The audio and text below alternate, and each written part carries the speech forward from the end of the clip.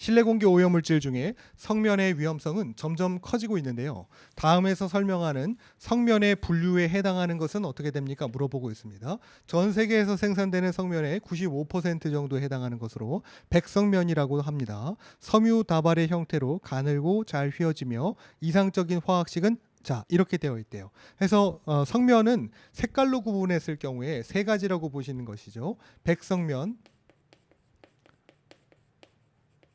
그 다음에 갈성면,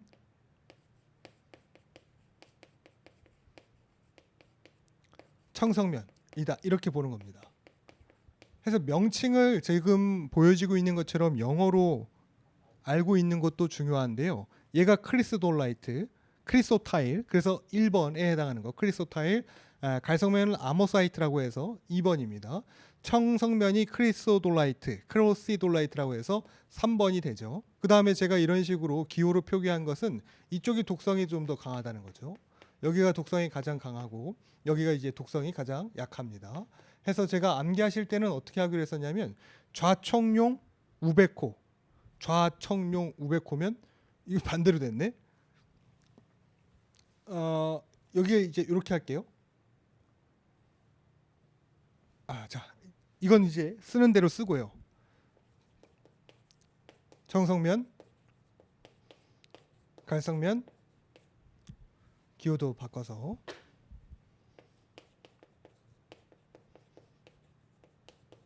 백성면 이렇게 보세요. 여러분들이 보는 방향에서 제가 말씀을 드려야 되기 때문에 여기가 좌이죠. 우라고 보시는 거예요. 좌청룡 우백호예요. 그래서 이쪽이 좌청 해서 여기가 독성이 가장 강하고 그다음 우백호 해서 여기가 독성이 가장 약합니다. 네.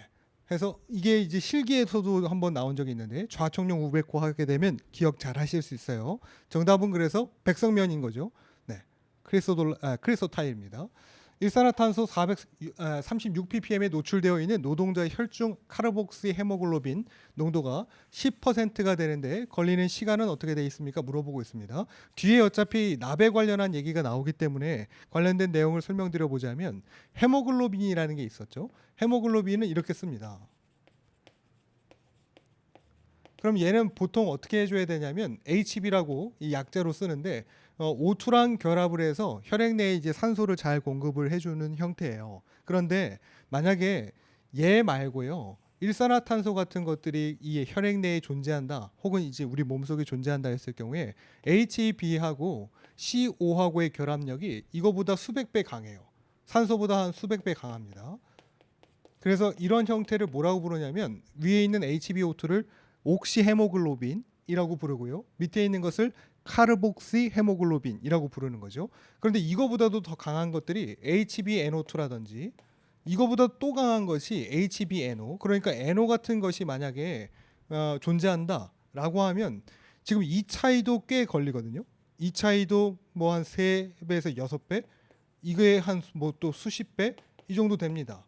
그러니까 HbNO하고 HbO2, 그러니까 NO랑 O2만 둘이 있다고 했을 경우에 얘가 지금 헤모글로빈하고의 결합력이 엄청나게 좋은 거죠.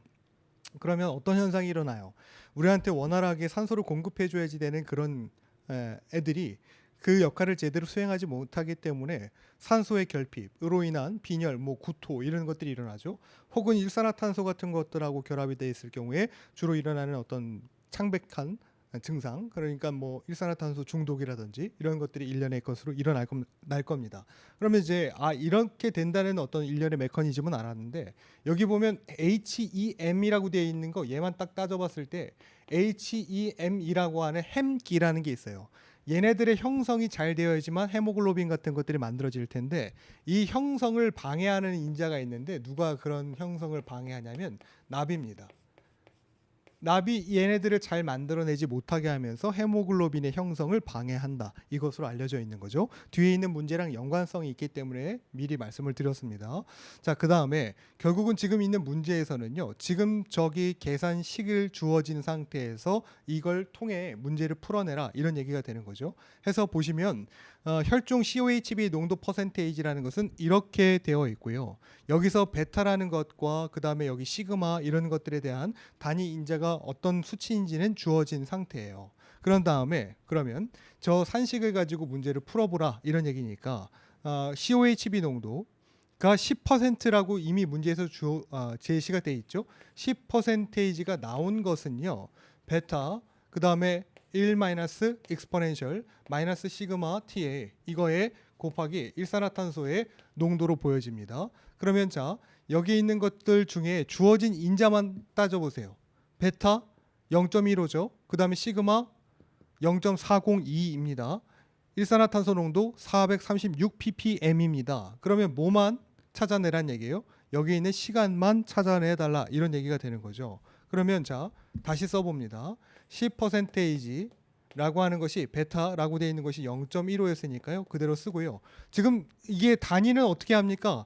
여기 보면 단위가 얘가 퍼센테이지고 얘가 ppm이고 라고 하는 것으로서 이미 이 식에서는 굳이 단위 환산을 하지 않아도 되는 것처럼 소거가 다 될 수 있게끔 자동으로 될 수 있게끔 해놓은 거예요. 그래서 단위는 신경 쓰지 마시고 1 마이너스 익스포넨셜에 얘 모르죠. 여기에 곱하기 알죠. 40입니다. 0.402 곱하기 t이고요. 그 다음에 곱하기 일산화탄소 농도는 436이었나요? 네, 이렇게 되어 있습니다. 그러면 먼저 뭐 하시면 돼요? 10%를 436으로 먼저 나누거나 0.15로 나누고 그 다음에 얘를 먼저 나누시거나 그 다음에 얘를 두 번째로 나누시거나 해서 어떤 나오는 수치가 있을 겁니다. 그 수치가 나오면 1 마이너스 익스포넨셜에 마이너스 0.452 곱하기 t라고 하는 것이죠. 그런가요? 그 다음에 이제 여기 있는 걸 찾아내셔야지 되기 때문에 익스포넨셜을 반대항에다 취하면 뭐가 되죠? ln이 되죠. ln 1 마이너스 앞서 계산하셨던 거 이거에다가 마이너스 0.402 곱하기 t 값이 될 거죠. 그러면 ln 해서 1 마이너스 앞서 계산하셨던 거 해서 나오는 수치는 대체로 뭐로 나오냐면 음수로 나옵니다. 그것을 마이너스 0.402로 한 번 더 나눠주시게 되면 t 값을 찾아내시는 거죠. 아니면 계산기에 있는 미지수 계산을 통해서 여러분들이 찾아내실 수 있겠습니다. 자, 그렇게 해서 정답을 찾아내시고요.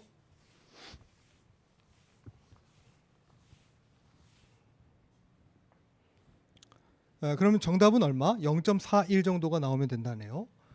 14번입니다. 역전에 관한 설명으로서 옳지 않은 것만 찾아달라 이런 얘기가 되죠. 침강역전은 고기압 기류가 상층에 장기간 체류하면서 상층의 공기가 하강하면서 발생되는 역전이었습니다. 해서 지금 침강역전 두 가지를 다 장기적 뭐 이렇게 설명하고 있는데 지금 있는 것은 LA형 스모그 생각해 보시면 괜찮고요.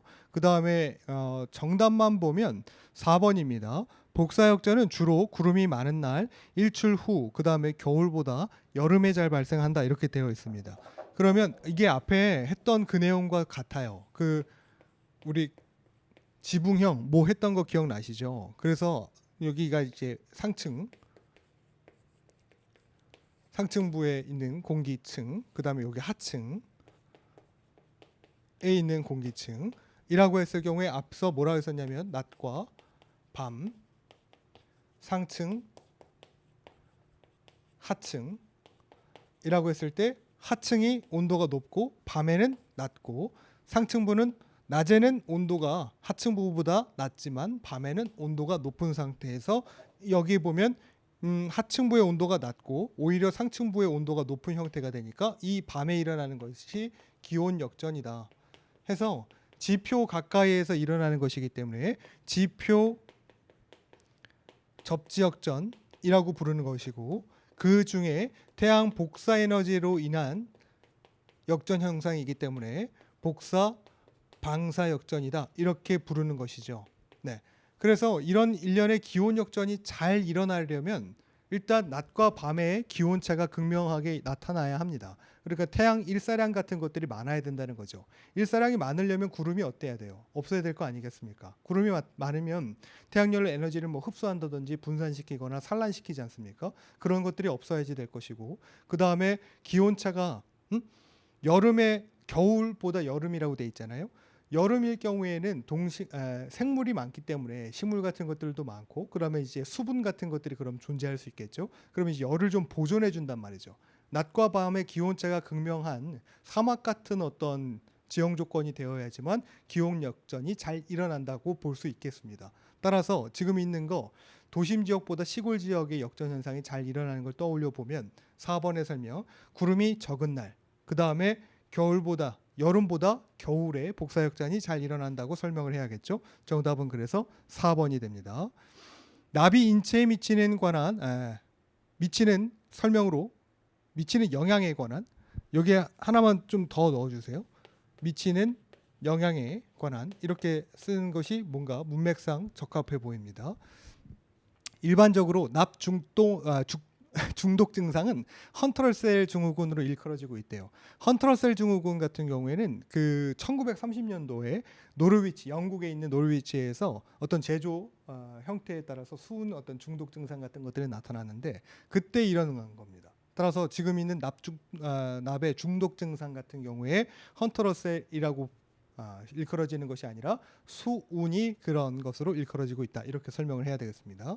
정답은 1번이고요. 그래서 납 중독의 해독제로서는 CaEDTA나 페니실아민, DMSA 등을 사용하고 헤모글로빈의 기본 요소인 포르피린 고리의 형성을 방해하면서 빈혈을 유발한다. 세포 내의 SH기와 결합해서 햄 합성에 관여하는 효소를 포함한 여러 효소 작용을 방해한다. 해서 앞서 설명드렸던 부분을 토대로 기억해 두시면 좋겠습니다.